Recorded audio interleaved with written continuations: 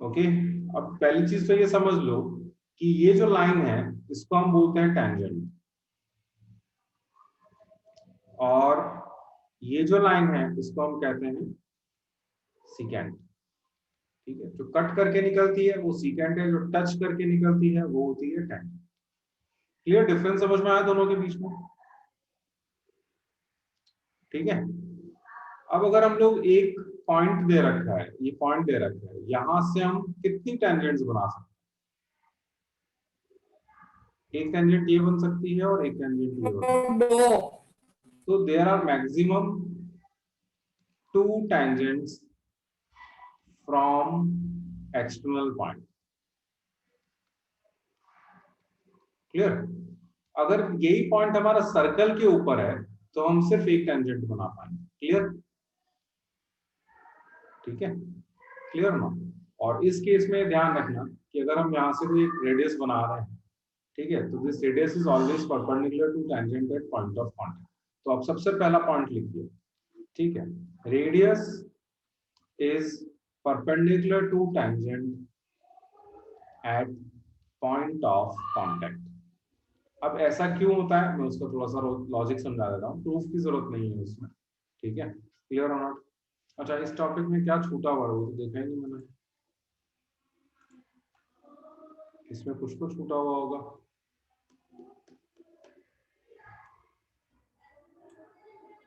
अपन कहाँ देख रहे थे वीडियो, इसमें कहाँ चले गए?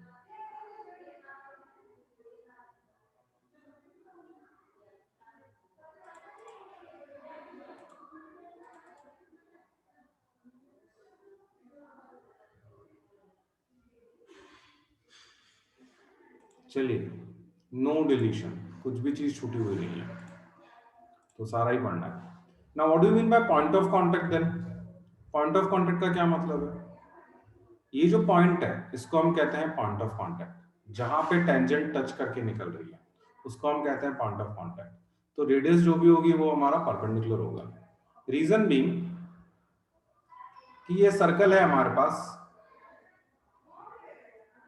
ये टेंजेंट है, एक लाइन ये बन रही है, एक लाइन ये बन रही है, एक लाइन ये बन रही है, एक लाइन ये बन रही है, ऐसे बहुत सारी लाइन बना सकते हैं हम लोग। अब इनमें से ये 90 डिग्री पे है, और ये जो है ये सब ऑब्ट्यूज है एक तरह से, या एक्यूट है, अगर अंदर से देखें तो एक्यूट है। सबसे किसी भी लाइन के ऊपर एक पॉइंट से अगर हम कोई डिस्टेंस बनाते हैं तो जो परपेंडिकुलर होता है that is the shortest one. Correct और नॉट? जो परपेंडिकुलर होगा वही सबसे शॉर्टेस्ट होता है। तो इन लाइंस में से सबसे छोटी लाइन कौन सी होती है? यानी परपेंडिकुलर हो तो शॉर्टेस्ट होगा, शॉर्टेस्ट है तो परपेंडिकुलर होगा। करेक्ट? ठीक है, तो जो सबसे छोटी लाइन है वो हमारी ये वाली है। अगर ये सबसे छोटी है मतलब ये परपेंडिकुलर होनी चाहिए। समझ में आ गई चीज? ठीक है, क्लियर और नॉट? तो दिस इज द केस। तो शॉर्टेस्ट डिस्टेंस जो होता है उसको हम परपेंडिकुलर डिस्टेंस बोलते हैं, तो ये परपेंडिकुलर होगा। Shortest distance is always perpendicular. ठीक है, इसीलिए ये 90 डिग्री होता है। तो हम कहते हैं radius is perpendicular to tangent at point of contact.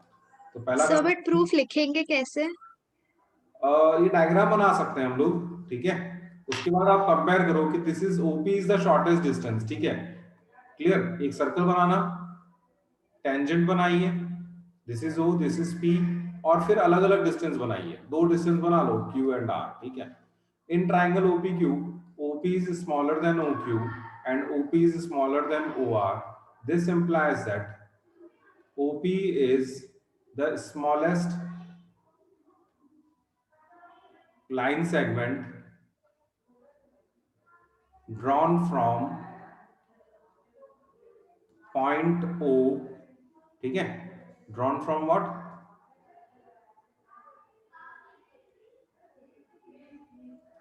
On what? On P, on PR या line L, इसको L मान लीजिए। ठीक है, on L। This implies that OP is shortest distance। ठीक है, shortest distance from what?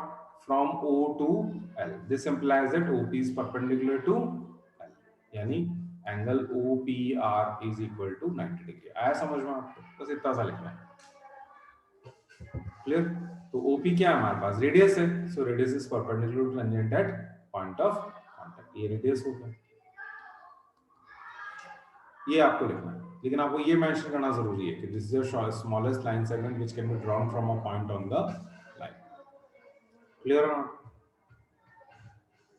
Next है आपका, आपको मैंने बताया था कि एक पॉइंट से, बाहर के पॉइंट से हम कितनी टेंजेंट बना सकते हैं? सर दो दो। दो टेंजेंट, ठीक है। तो अब हमारे पास क्या है, ये सर्कल है, ये दो टेंजेंट्स हैं, गॉट इट। तो इस टेंजेंट को हम मान लेते हैं P A and P B. तो पहला point, tangent, pair of tangents drawn from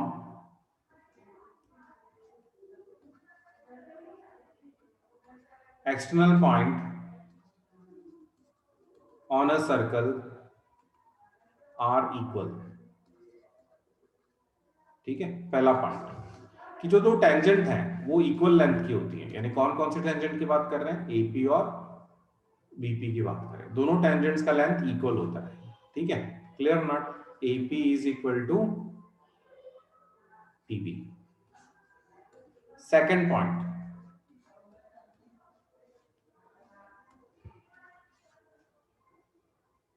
tangents, दोनों टेंजेंट्स जो है subtends equal angles at the centre. Got it? ये आप लिख लो, ठीक है। वैसे बुक में लिखा हुआ है, आपको नहीं भी लिखो तो चलेगा।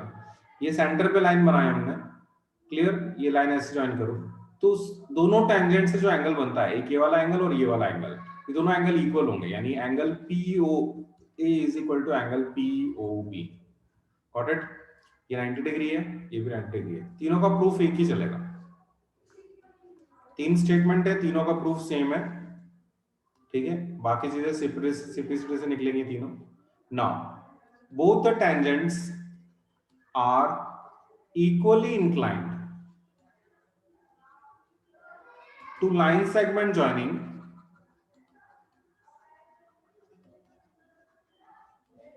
center and the point, center and the external point। Sir RHS से होगा ना? हाँ, ठीक है। यानी क्या मतलब हुआ इसका, कि ये जो एंगल मैं मार्क कर रहा हूं, कौन सा एंगल? ये वाला एंगल और ये वाला एंगल जो येलो में है, वो दोनों एंगल इक्वल होंगे। A P O is equal to angle O B P O. Clear? अगर मैं 1 2 से मार्क करूं तो यहां हो गया angle 1 is equal to angle 2, और अगर मैं इसको 3 4 मार्क कर दूं, ये 3 और ये 4, तो यहां पे आया angle 3 is equal to angle 4।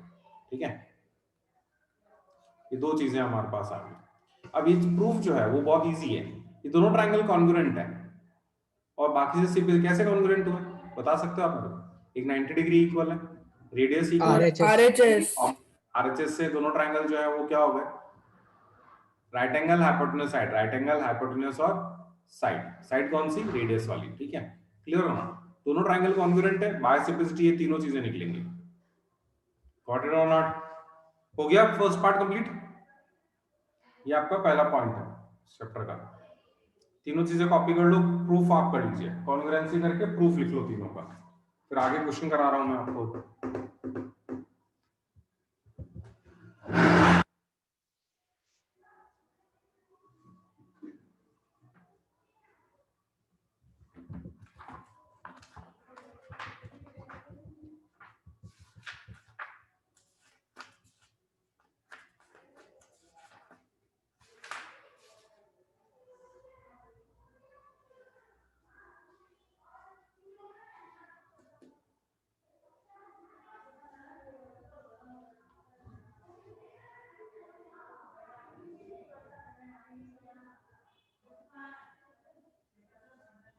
Next question लिखो, हटाऊं मैं इसे?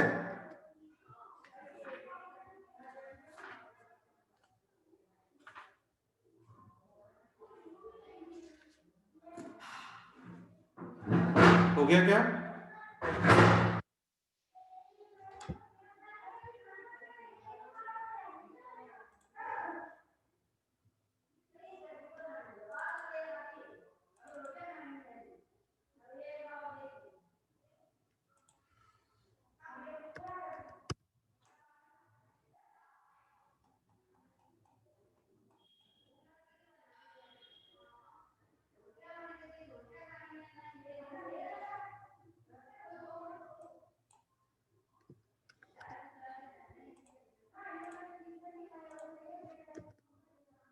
अगला क्वेश्चन देखिए,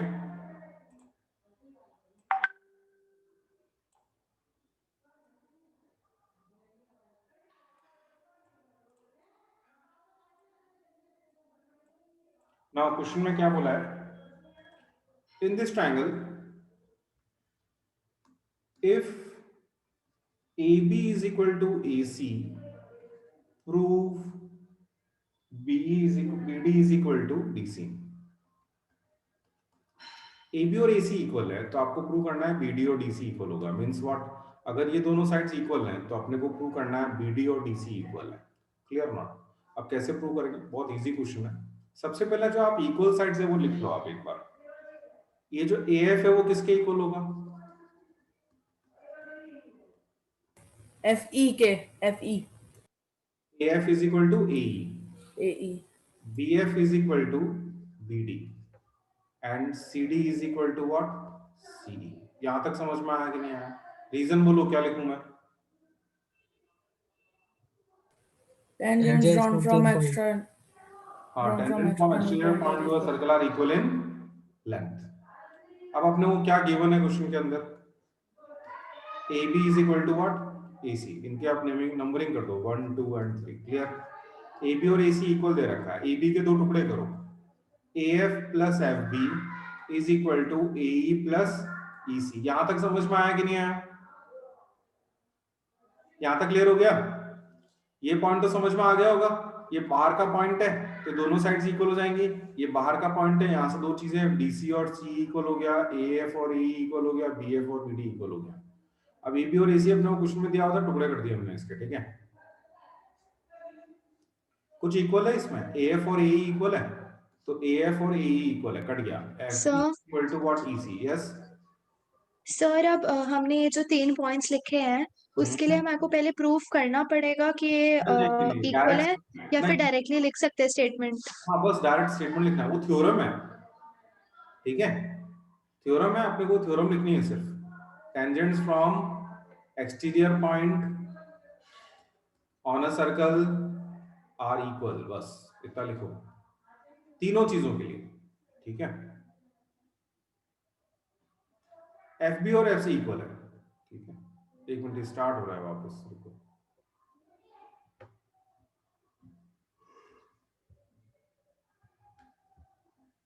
अभी तो समझ में आ गया होगा क्या आंसर, कैसा आएगा आंसर? यस सर, FB उसके इक्वल है, FB किसके इक्वल है? BD के FB इक्वल है। BD के CD इक्वल किसके है इक्वल और है? CD के EC इक्वल है। हो गया, CD के इक्वल है। कंप्लीट करो इसको।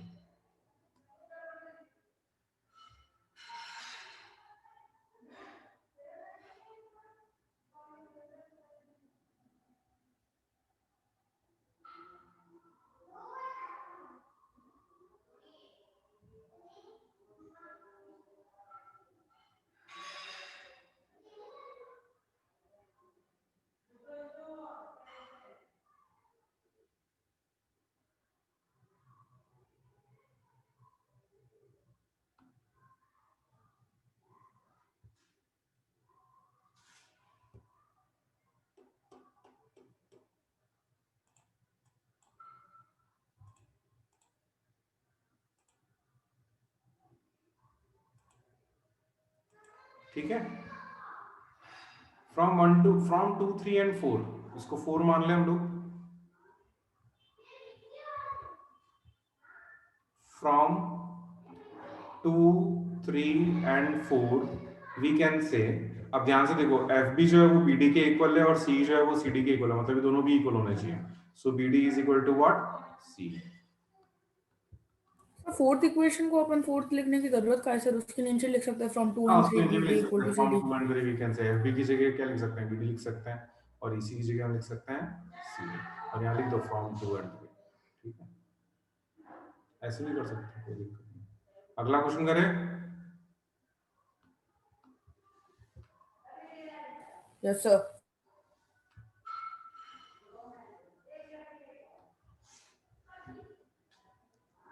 सो नेक्स्ट क्वेश्चन है हमारा,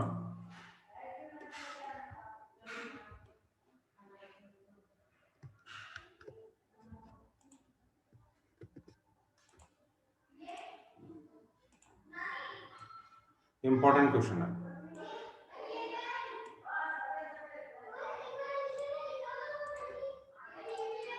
एक मिनट रुकना जरा।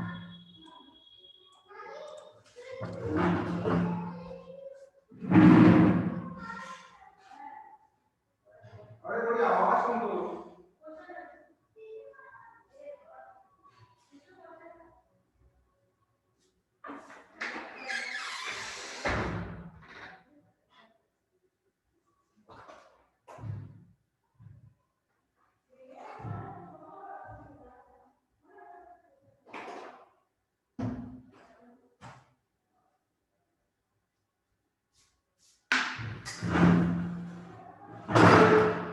ओके देखो, क्वेश्चन में क्या बोला है, ए क्यू अपने को प्रूव करना है। A Q is equal to half perimeter of triangle ABC. Question हो सकता है एग्जाम में नहीं दिया हुआ हो, आपको डायरेक्ट क्वेश्चन में दे सकते हैं कि एक ट्राइंगल है, it is touching A Q and A R, A B and A C sir extended. Figure नहीं दिया होगा ना?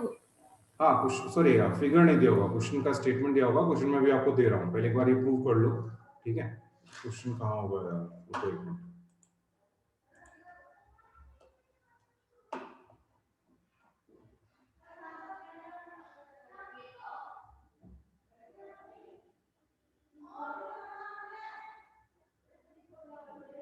This is the question.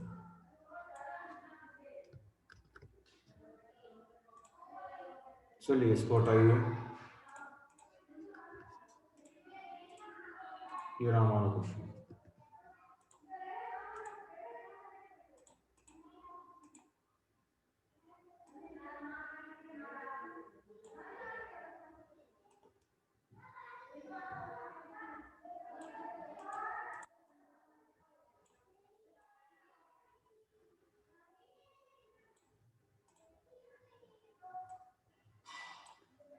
Figure को छोड़ दो, आप फिगर नहीं दिया हुआ है, फिगर अब इससे बनाएंगे हम लोग, ठीक है। In a circle touches side BC of triangle ABC at P and touches AB and AC produced. AB and AC produced at Q and R, ठीक है।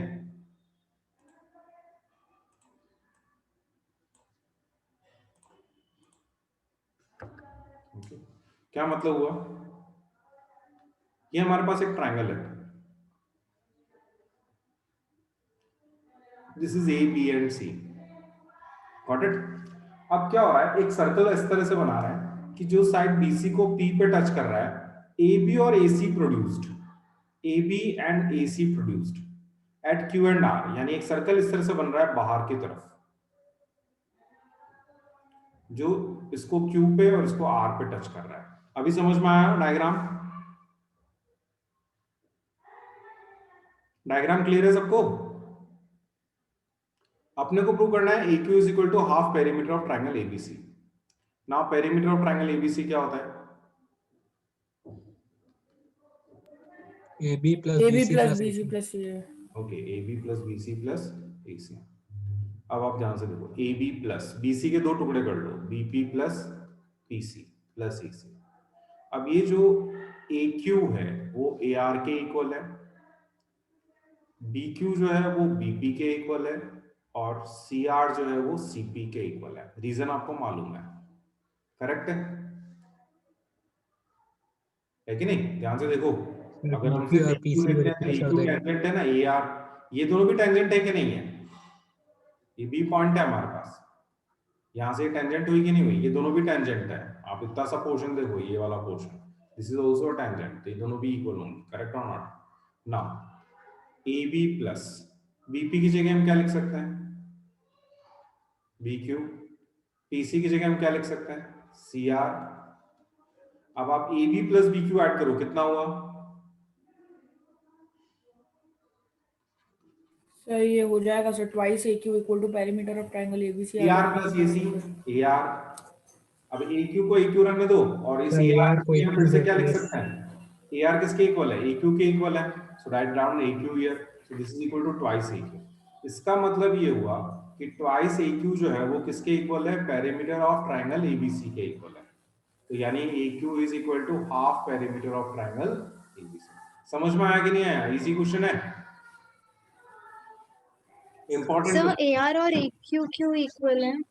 AR और AQ इक्वल है ना, टेंजेंट से ना, यहां से देखो आप, ये पॉइंट A और ये पॉइंट Q, तो ये पूरी टेंजेंट हुई कि नहीं हुई? Yes sir. तो ये दोनों टेंजेंट्स हमारी इक्वल होनी चाहिए, ठीक है, इसलिए मैंने इसको पहले लिख लिया, ठीक है, कॉपी करो।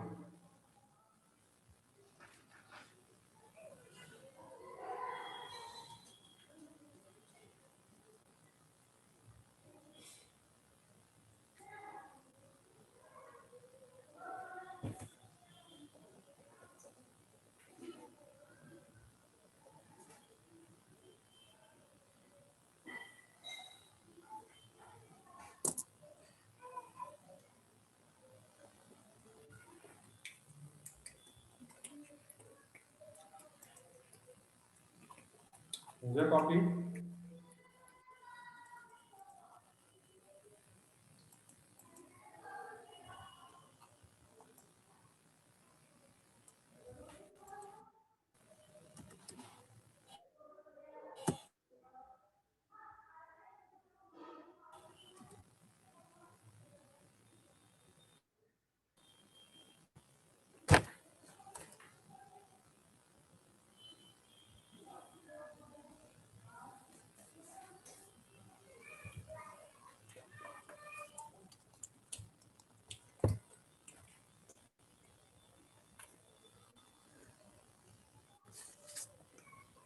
नेक्स्ट लिखो।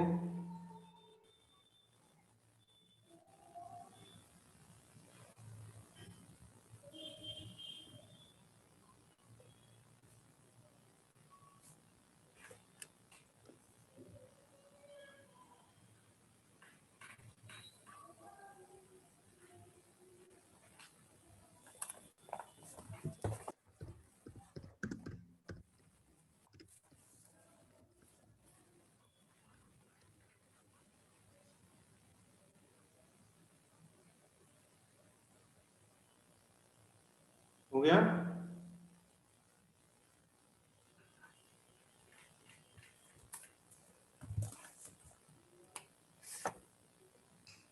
अब देखो जरा next question,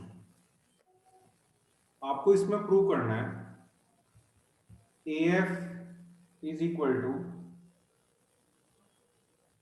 BD is equal to, sorry, AF plus BD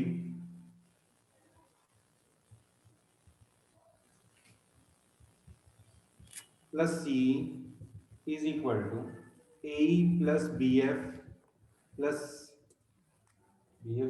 CD, CE आना चाहिए, CD आना होगा, हाँ ठीक है, is equal to half perimeter of triangle ABC।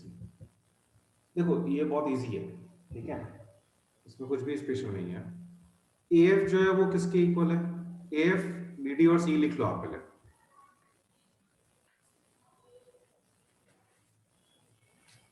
ये तीनों चीजें मैंने पहले लिख ली। अब डायग्राम से देख के बताओ, AF जो है वो किसके इक्वल होगा? AE, AE। BD किसके इक्वल होगा? BF, BF, CE किसके इक्वल होगा? CD, ऐड कर PD, लो, तीनों को ऐड कर लो।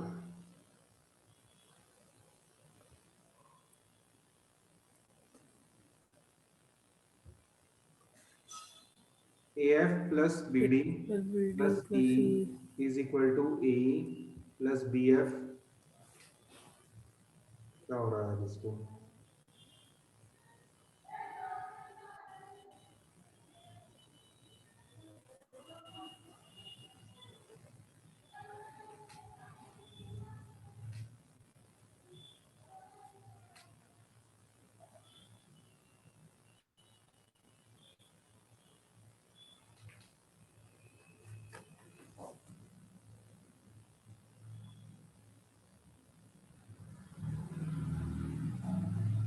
पेरीमीटर, हाफ पेरीमीटर कैसे लेके आएंगे? फर्स्ट पार्ट तो प्रूव हो गया। AB plus BC plus C, sir AF sir AB plus plus BC plus CA होता है पेरीमीटर, तो ये सर सब इसके हाफ हो जाए। सर सबको सर 2 पार्ट्स में करके फिर 2 into A की साइड दे देंगे।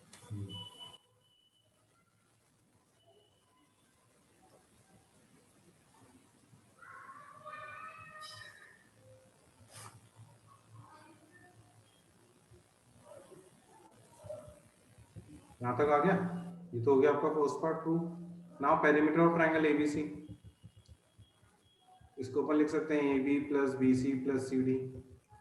इसके भी दो टुकड़े कर लो, AB के दो टुकड़े हो जाएंगे AF प्लस FB, BC की जगह आएगा आपका BD प्लस DC और CD की जगह आएगा CE प्लस AE। अब आप एक काम करो इसका, सर इन दो इक्वेशंस के हिसाब से ग्रुप में AF कर BD और CE को ऐसे ही रहने दो, ठीक है। BF CD और AE, इन तीनों की जगह वैल्यू सब्स्टिट्यूट कर लो। देखो इनको तो मैंने ऐसे ही रहने दिया, AF BD और CE को। FB की जगह हम लिखेंगे, ठीक है, ये जो FB है इसकी जगह हम लिखेंगे BD। DC की जगह आएगा आपका CE, so CE over here, और AE की जगह हम लिखेंगे AF। तो हो गया ना ये twice, this is equal to twice AF plus BD plus CE।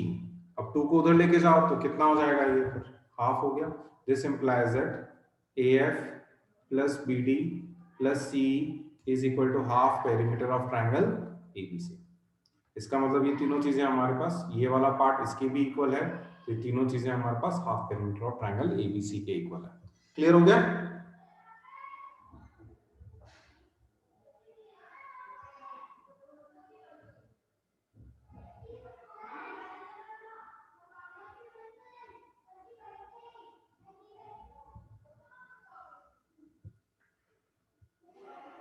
चलिए कॉपी करिए, इसमें एक और पार्ट है।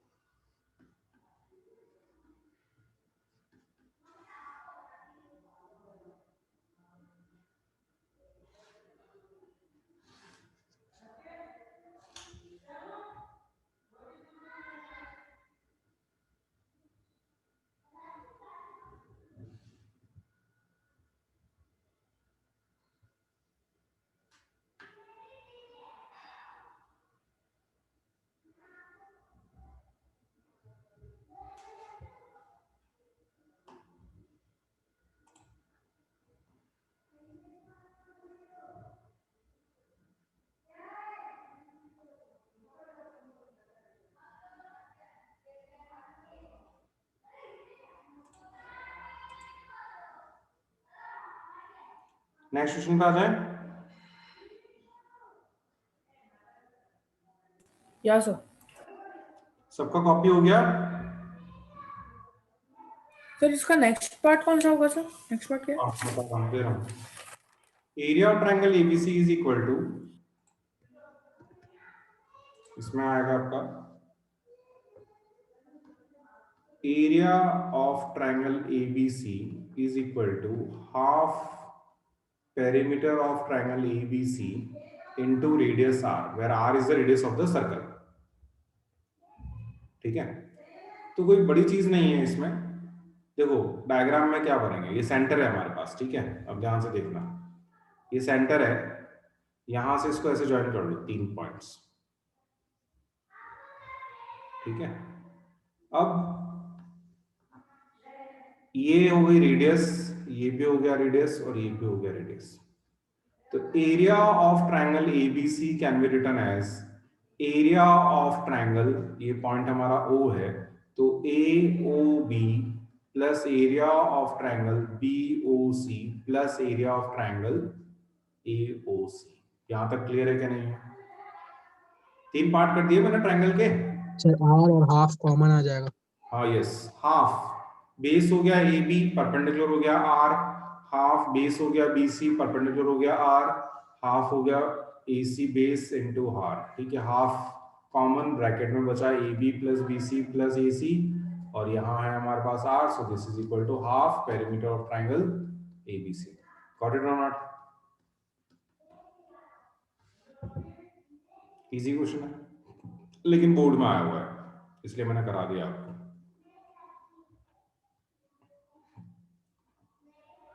ठीक है,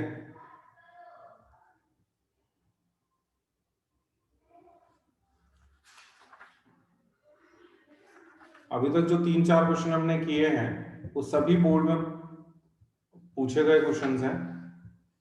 तो आप इसको लाइटली मत लेना, इनमें से शायद 1 या 2 क्वेश्चन ही एनसीईआरटी में है, बाकी कोई भी एनसीईआरटी में नहीं था।